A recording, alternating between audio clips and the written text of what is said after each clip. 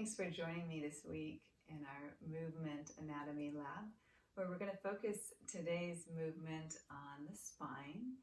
Our spine is super important for our bodies. It's allowed us to have this upright posture, both being very strong and also being very flexible. So our spine has these curves, these natural curves. Our primary curves, which were found in utero, and we're rounded, curled up in a little ball, and that would be our thoracic spine and our sacral spine, and they're kyphotic curves. And then we have our secondary curves, which are found in the neck and the lumbar spine, and there are lordotic curves. They come in the opposite direction, and it's these wonderful curves that kind of allow the spine to have this resiliency and buoyancy to gravity and to whatever else we do to our bodies. So I just want to take a moment to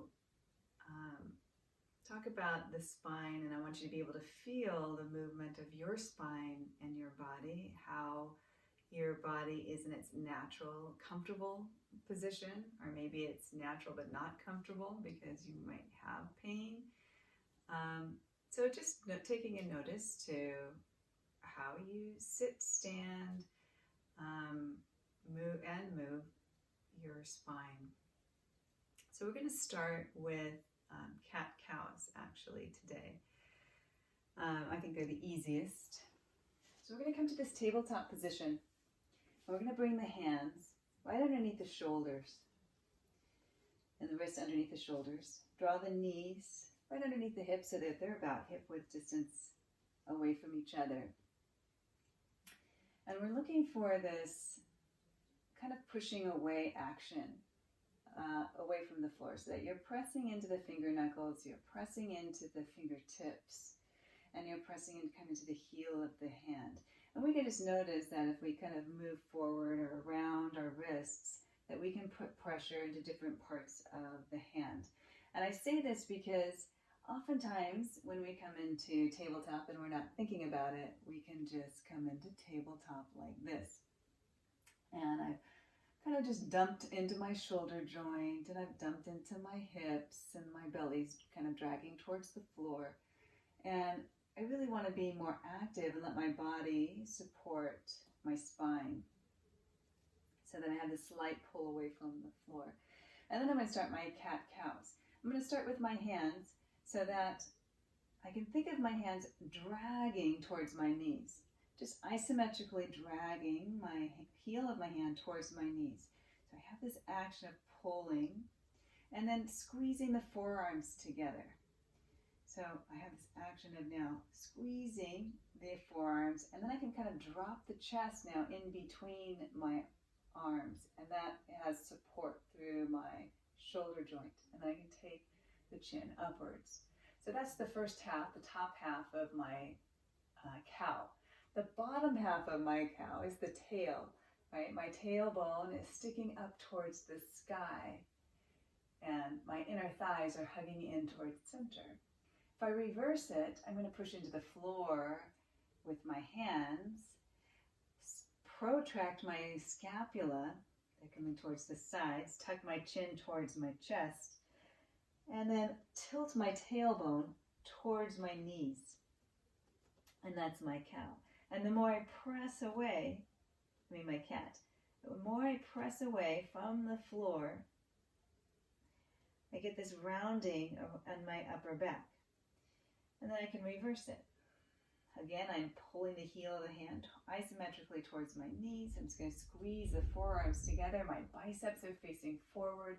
My chest pulls upwards in between the arm bones, tailbone to the sky. And then I press away.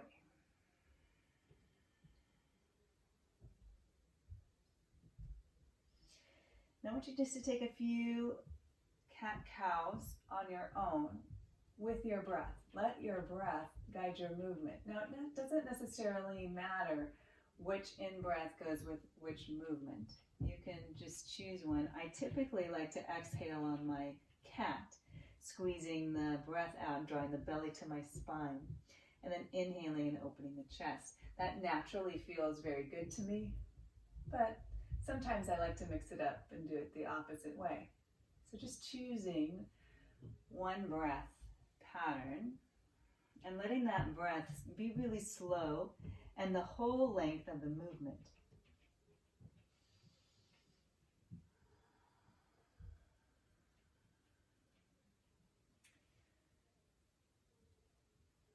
We'll do one more.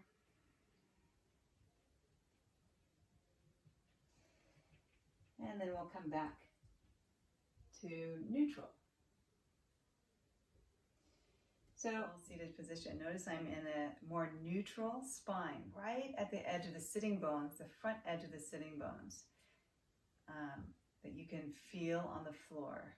You know, we were rocking back and forth, so you know what it feels like to be way forward on them, and you know what it feels like to be way back on them. And if we come right to that kind of center, right that tipping point of being a little bit more forward on them, we can find the spine to be nice and long. All right, so hands behind the head, elbows nice and wide. Press the head into the palms of the hands here, and then draw the elbows forward. So we have this protraction of the scapula again. And then we're going to drop the chin towards the chest. So we're flexing the neck.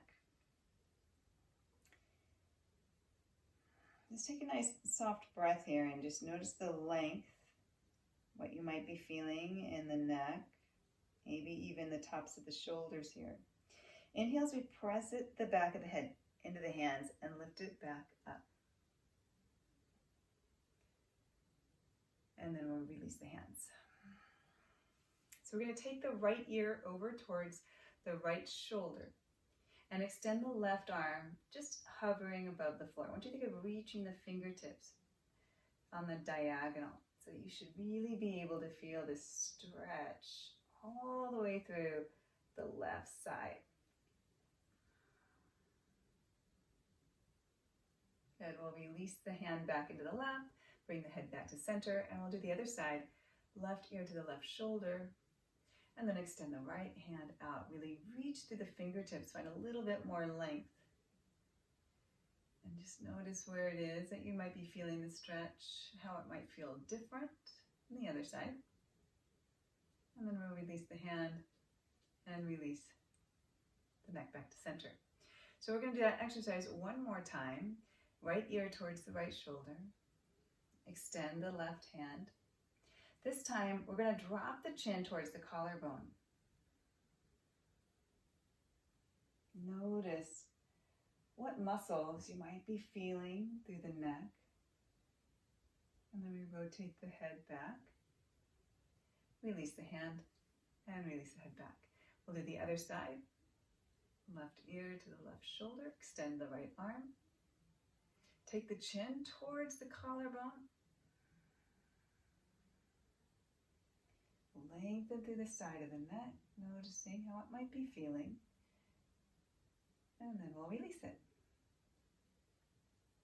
All right, we have one more. We're going to take the chin back down, or the ear back down towards the shoulder. Extend the left arm out. Draw the chin towards the collarbone. And then we're going to lift the chin on this diagonal.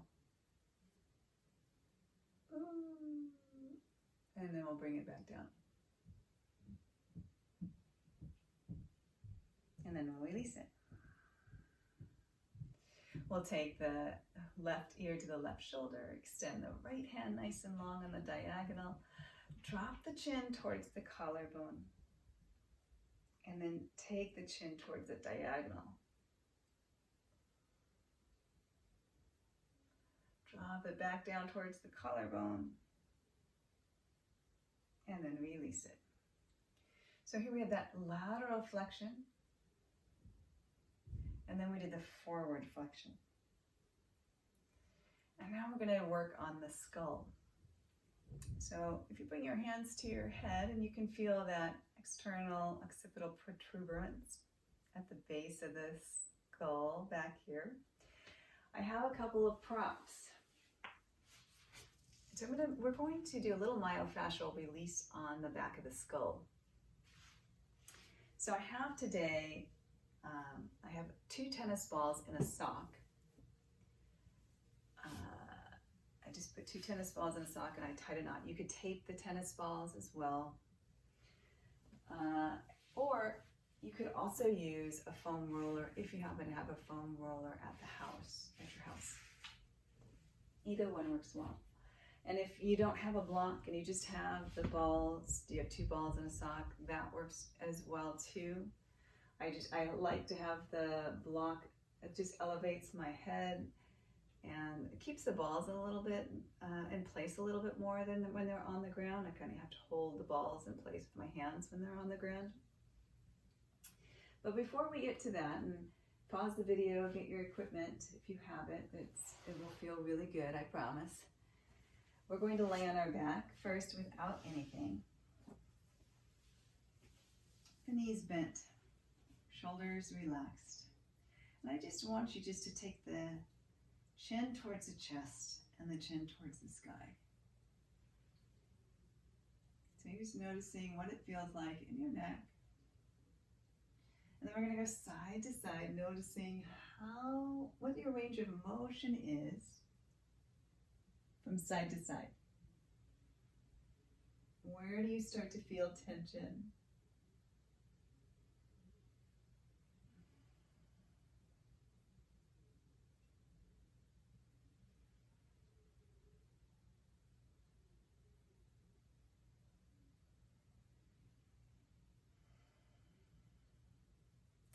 And notice your shoulder blades on the floor.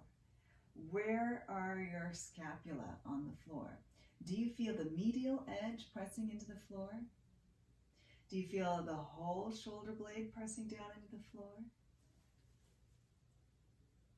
Just take a moment to notice what's touching the ground. And then we're going to start our exercise.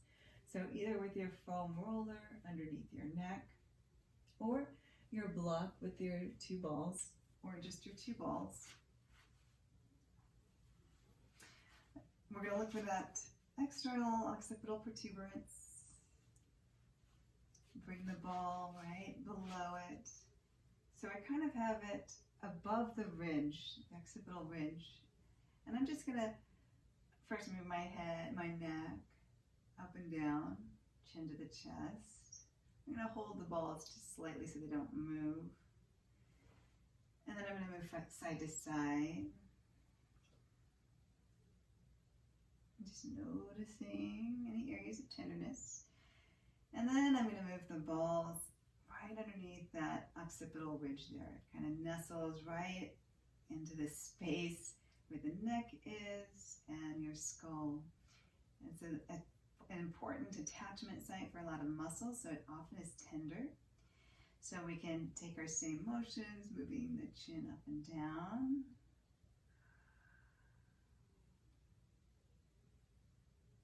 And then side to side. Just moving right up underneath that ridge, noticing areas that are tight.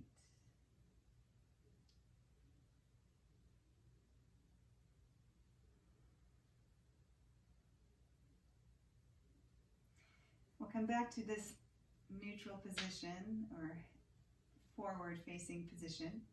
And we'll take the chin over towards the right, so that it's coming towards the right collarbone.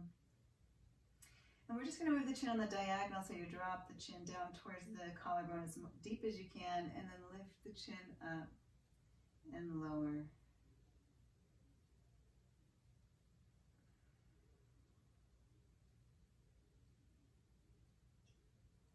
We'll bring it back to center. Bring the chin over towards the left. Take the chin towards the collarbone. Lift the chin up towards that diagonal.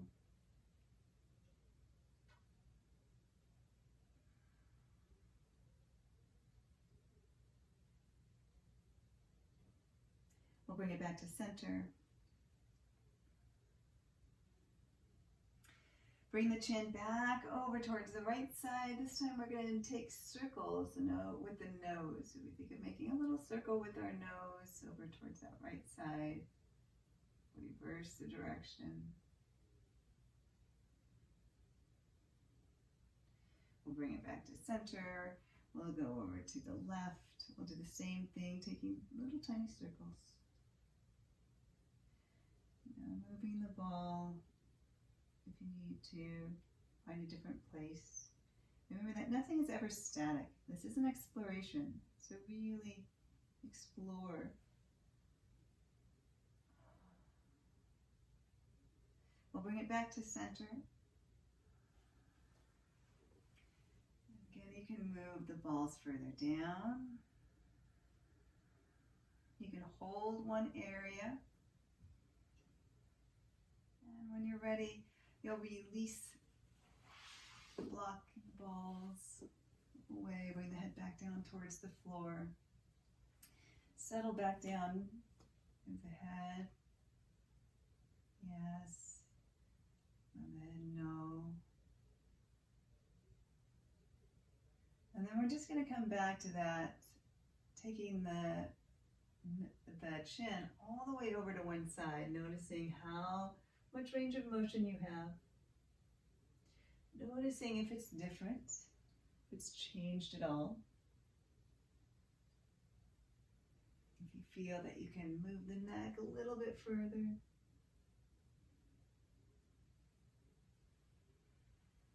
And then noticing as you come back to center, your shoulder blades.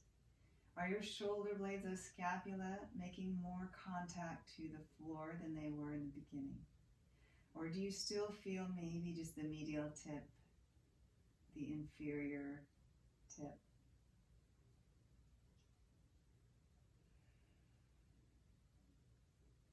Thanks for joining me today for your movement exercises.